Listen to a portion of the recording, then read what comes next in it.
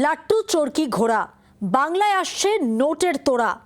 ডাবগ্রাম ফুলবাড়ির সভা থেকে ছড়ার সুরে কমিশনের বিরুদ্ধে বিস্ফোরক অভিযোগ করলেন মমতা বন্দ্যোপাধ্যায়। রাজ্যে একের পর এক অফিসার বদল করেছে নির্বাচন কমিশন। লাট্টু চরকি ঘোড়া সব জায়গায় আসছে নোটের তোড়া। ভোট ঘোষণার পর থেকেই রাজ্যে আমলা অপসারণ চলছে। মুখ্য সচিব, স্বরাষ্ট্র সচিব, ডিজি, সিপি থেকে ওসি, প্রশাসনের সব স্তরেই খোল নলচে বদলে ফেলেছে নির্বাচন কমিশন।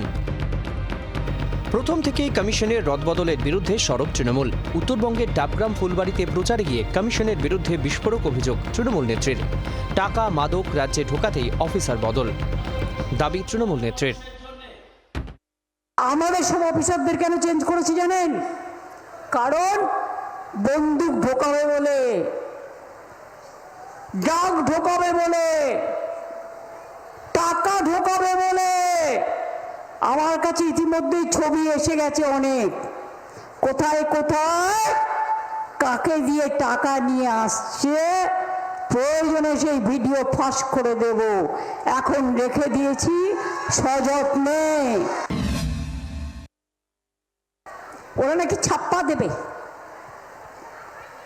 আর ভোটের সময় ধাপ্পা দেবে। আমি দায়িত্বটা মা বোনেদের দিয়ে গেলাম।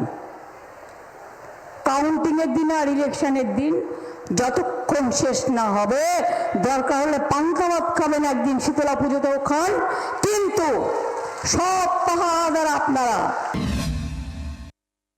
বাংলা রাজ্যটাই তুলে দিতে চায়, আপনাদের বিহারের সাথে নিয়ে যাবে। আবার উত্তরবঙ্গের জেলাগুলোকে আমি আটকেছি। কয়েকদিন আগে এগুলো বেরিয়ে গিয়েছিল সোশ্যাল নেটওয়ার্কে, সেই দিনই আমি গর্জন করেছিলাম।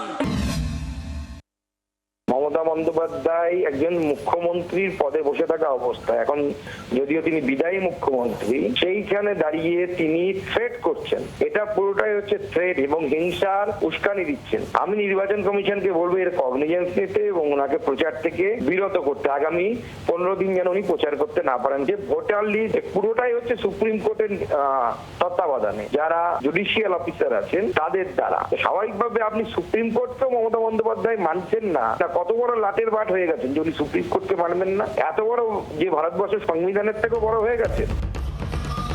সব মিলিয়ে বলা যায় ভোটের বাকযুদ্ধ আপাতত থামছে না। শ্রেয়সী গঙ্গোপাধ্যায়, নারায়ণ সিংহ রায়ের রিপোর্ট, জি24 ঘন্টা। বাংলার আওয়াজ, বাঙালির আবেগ, জি24 ঘন্টা।